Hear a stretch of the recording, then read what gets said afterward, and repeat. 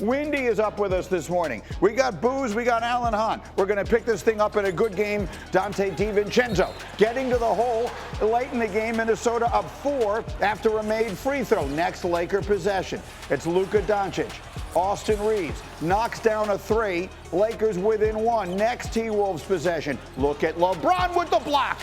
Play in defense and stay with the play, Booze. We're going the other way, and Dorian Finney-Smith is going to put the 3 in his 3 names. Beautiful. Did a great job of sharing the ball wide open. Take another look at the block by LeBron. Richard Jefferson had the line of the day saying the chase down block from LeBron called by Mike Green still rings music in his ears, but then it's Naz Reid, Jaden McDaniels, yes, plus the meaningless foul or the purposeless foul. Wolves up 1 after the made free throw. 15 seconds left. This is where the game is decided. LeBron knocks it out of bounds off of Anthony Edwards. It's going to go the other way, and the Lakers are going to have a shot to win it, but instead, we're going to get a review. We're going to get an overturn. It's a foul on LeBron. The call is overturned. Edwards makes both foul shots. It's a 3-point differential. Last chance Lakers, and all they can do is tie. We blitz the ball. They got LeBron covered. Reeves, no good, and that's how it ends. Anthony Edwards would score 43, and the Timberwolves push the Lakers to the brink. 116-113 is your final. And what I did not get a chance to mention over the highlight is that James, Doncic, Reeves, Finney-Smith, and Rui Hachimura all played every second of the second half for the Lakers. It is the first time any team made 0 substitutions in any half of any playoff game as far back as we have data for, which means going back to the 96-97 season. Nearly 30 years of data. No team did what J.J. Redick did yesterday. We certainly played well enough to win, and we gave the effort to win, and not a planned thing to play 5 guys an entire second half. We asked them at the beginning of the fourth quarter, told them we had 2 extra timeouts. If you need a sub, let us know. Those guys gave a lot. We had a couple opportunities. I don't think fatigue had anything to do with that. We just missed some point blank shots. We were getting to what we wanted to get into, and we just weren't able to convert. That's the right thing to say, I guess, to stand up for your coach. But when you played late Friday night, now you're playing early Sunday afternoon, 36 hours between games. LeBron James is 40 years old, and he played the entire second half. The Win Man is up with us early this morning. Wendy, I'll give you the first crack at it. What was your biggest takeaway from a huge Game 4? First off, I want to point out Ant Edwards had 43 points in this game. He's been the best player in the series. That's why the Wolves are ahead 3-1. But really what happened here is J.J. Redick gambled and failed. He went with those guys down the stretch. Luka's 36 hours off of vomiting all day. He ran out of gas late. LeBron is 40 years old playing a game on a Saturday or Sunday afternoon after playing on a Friday night. He ran out of gas late. They can say whatever they want. It was blatant. And that's been the story of this series, Greeny. On Friday night, the Lakers get outscored by 10 points in the fourth quarter because they don't have the depth. Minnesota has it. On Sunday, they get outscored by 13 points in the fourth quarter. LeBron has no points in the fourth. Look, they made a decision at midseason not to go with that Mark Williams trade. J.J. Redick played his starting center 4 minutes in this game. Maybe that will help. It will pay off long term, but the shallowness of this team and the way J.J. Redick decided to manage it down the stretch were huge factors in why the Lakers lost this game. Well, Booze, you're the one here who has played in this game at the very highest level many times in your life. As you watched it yesterday, do you believe fatigue was a factor in that fourth quarter? I think it had to be. Obviously, JJ went with the team that he thought was going to be able to get the win. They had multiple 10-point leads in the second half. We see Tibbs do it every night, but to Wendy's point, it just didn't work out last night. The Minnesota Timberwolves are a much deeper team. What do you think, Alan? The Tibbs is an interesting comparison. Yeah. People will complain about how much he plays his starters. As I just told you, literally no coach has ever played his starters all 24 minutes, literally every second of an entire half of a playoff game. So you're saying not even Tibbs would do that? Not even Tibbs would do it. But look, with all of that said, they still should have won the game. With all that said, they still should have won the game. It was right there. We just showed you the highlights. There were moments there for them to win it, including the fact that Minnesota decided not to foul up 3 to allow a three in the corner, that if that goes down, you're going to overtime. Now, the fatigue factor could have factored in there. Yeah, they're not winning in overtime, though. No Understood. Understood, Wendy. I get it. The extra 5 minutes wasn't going to benefit the Lakers. But the point is, the game was there to be won, despite all that.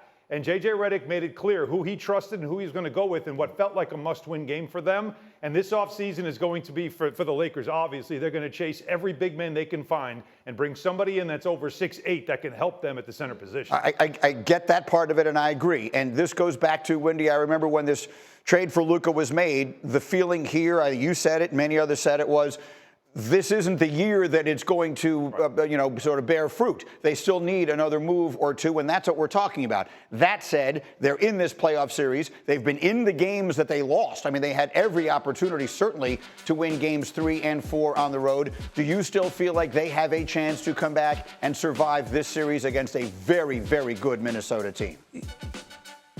I mean, I would never vote against Luka or LeBron doing this. I would just point out they get 2 days off now, and the game 5 is on Wednesday, but then it's Wednesday, Friday, Sunday, with travel to and from Minneapolis in there. So you're asking them an incredible amount with no depth. I mean, in the fourth quarter, again, of these last 2 games, the Wolves have outscored them in the paint 20-4. They have no depth. They have no size. They need their 3 starters to be brilliant. They basically need their 3-star players to be 3 of the best 4 players in the series. That just has not happened. It could happen over these next 3 games, but the margin for error is non-existent. We're seeing it, and there's no voice that carries more weight, I guess, than that of Magic Johnson, who tweeted, "I don't know if it's smart to play LeBron and Luka the entire second half after only having 1 day of rest between games 3 and 4 when we needed LeBron to take over in the fourth quarter. He couldn't. He scored 0 points in the fourth." And you're wondering, well, just how rare is it for LeBron to score 0 points in the fourth? Well, I'm glad you asked.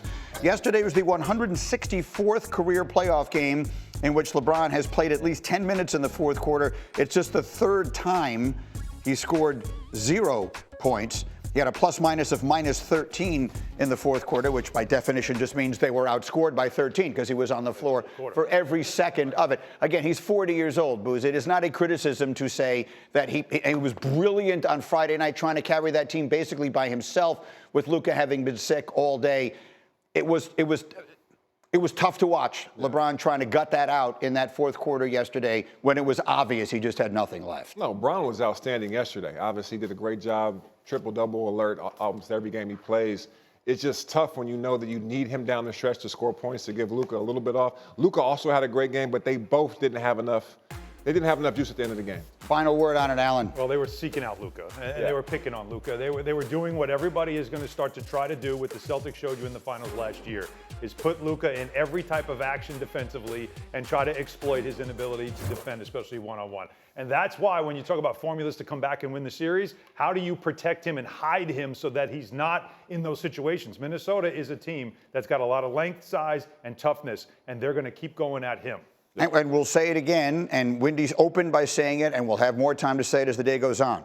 The best player in the series has been Anthony Edwards, and at this moment, he may be the best player on the floor in the series, regardless of the circumstances. We'll have much more time to get into all of the rest of the dramatic playoff action. Luka Doncic, Austin Reeves, Dorian Finney-Smith, and Rui Hachimura all played the entire second half for the Lakers. It is the first time any team made 0 substitutions in any half of any playoff game as far back as we have data for, which means in the late 90s, nearly 30 years of data. No team ever did what J.J. Redick did yesterday. We certainly played well enough to win, and we gave the effort to win, and not a planned thing to play 5 guys an entire second half. We asked them at the beginning of the fourth quarter, told them we had 2 extra timeouts. If you need a sub, let us know. Those guys gave a lot. We had a couple opportunities. I don't think fatigue had anything to do with that. We just missed some point blank shots. We were getting into what we wanted to get into, and we just weren't able to convert. All right, so a remarkable game in so many different ways. I'm going to get the big fella, Damian Woody, into the conversation as well, our Laker fan extraordinaire. But we start with you, Windman. What's the #1 takeaway from what was a sensational performance by Anthony Edwards and a crushing loss for the Lakers? Yeah, J.J. Redick doesn't trust any of his centers. He played them for 4 minutes. Jackson Hayes played 4 minutes in this game. He doesn't trust his bench. He only trusted 5 players, so he gambled and lost. If you look back to Friday, and I know Luka was sick on Friday, but you look back to Friday, the Lakers get outscored in the 2 fourth quarters in Minneapolis by 23 points. They get outscored in the paint by 20-4 in those fourth quarters. That's where they lost the game. They lost the game because their players were gassed. You're relying on a 40-year-old with 36 hours off between games. That's one of the reasons LeBron doesn't have energy at the end. He can say whatever he wants. The results show no points in the fourth quarter. Luka Doncic, 36 hours after vomiting up all day, sleeping all day Saturday. He plays him the whole second half. You are just asking for problems here. The Lakers made a bunch of fatigue mistakes down the stretch. It's very close, I agree. But even if Austin Reeves hits this 3 at the end of the game, I don't think there's any way the Lakers win in overtime. They just don't have a deep enough team. They've gambled with it, and it looks like it's going to cost them. All right, so I'm not here to make excuses for anybody. I will say this. J.J. Redick treated this like a Game 7. Wendy said in our meeting this morning, he coached it like it was a Game 7. I think he thought it that way. I think he looked at this as, if we lose this game, we're done. I mean, we have to win this game. He coached it that way. So while obviously you get judged on the results, I actually defend the decision to do it. If that's what he thought he had to do to try and win the game, Booze, I defend the decision, even though obviously you have to live with the result and it goes the wrong way. What did you think of it, Booze? Yeah, I agree with Wendy. I think ultimately JJ felt like he trusted those guys to get the job done and get the win. They had multiple 10-point leads in the second half. And to Wendy's point, his gamble came up short. They didn't have enough juice in the end in the fourth quarter. Bron only taking 2 shots. Guys missed a lot of open shots. Luka was carrying for a long time but didn't have enough down the stretch of that game.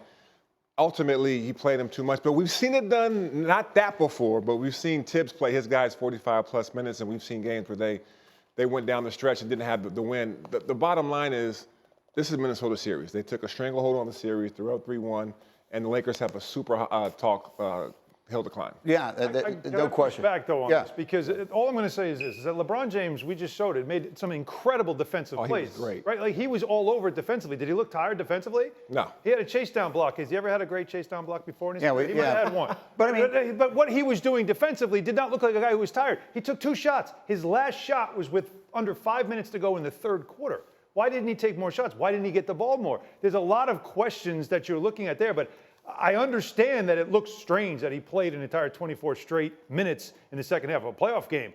But defensively, he didn't look fatigued. No. He looked like he was ready on every single play. He made some spectacular plays. It's just he never really got the ball. He never really seemed to be a guy that they were trying to feed the ball to on offense, and that's what part I don't understand. If you watch it, their entire offense in the fourth quarter of that game was Luka brings it up, get a screen out there, try and either he gets it and find an open man and get an open 3, and they knocked down some threes that kept them in the game. And so there's questions about whether LeBron was passive in this game. I think that's one of the questions that I've heard. He took yes, it was sort of a bad 3 late. Look, I'm not here to defend LeBron James either, but I am doing it. I'm defending J.J. Redick, and I'm defending LeBron James. This is 36 hours removed from he carried them single-handedly with Luka, as Wendy is saying, being sick on Friday night. He almost won that game by himself Friday night. The man is 40 years old, and we're sitting here criticizing him for not being able to carry his team to another win. That's one of the many wide-open threes they missed in that fourth quarter. All right, we have set the stage for the Laker fan. D. Wood? I might have to just move a little bit away. What are your emotions this morning? I think it's over. I think the series is over. The one thing to watching this series, Minnesota is clearly the deeper team. Yeah. I mean, I'm looking at Naz Reid. By God, Naz Reid has just been outstanding. Big shots. Dante DiVincenzo has been outstanding. I mean, McDaniel, like they have so many guys who are now they're two-way players. They're just going out there and defensively, they are like a glove on all of our guys, especially Luka. I don't know how many times I've seen Luka hasn't been able to blow by any of those guys. Those guys have been strapping Luka down. I know Luka scored whatever he scored, but the defense has been like they're wearing these guys down. And I agree. The amount of minutes that our frontline guys had played in this last game, and we didn't come up with the win, To me, that's the exclamation point on this series. It's over because I just don't see those guys recovering from that. Windman, I mean, look, LeBron James is the biggest name in all of this, and so people are going to focus on it. And frankly, it wasn't even until this morning that I realized there were people being critical of him for being passive in the fourth quarter. That certainly wasn't the way I viewed the game yesterday. What are the right things to say about that story this morning? Well, he was resting on offense. That was he only had, you have to rest somewhere. He was resting on offense, and what the Wolves were doing was they were putting full court pressure on Luka Doncic to wear him out, which worked. And by the time they got the ball over the half court, the shot clock was down. He has to rest somewhere. That's what he did. And you can't. They didn't lose this game because LeBron wasn't able to deliver enough offensively. They lost this game because they weren't able to match the Wolves' depth.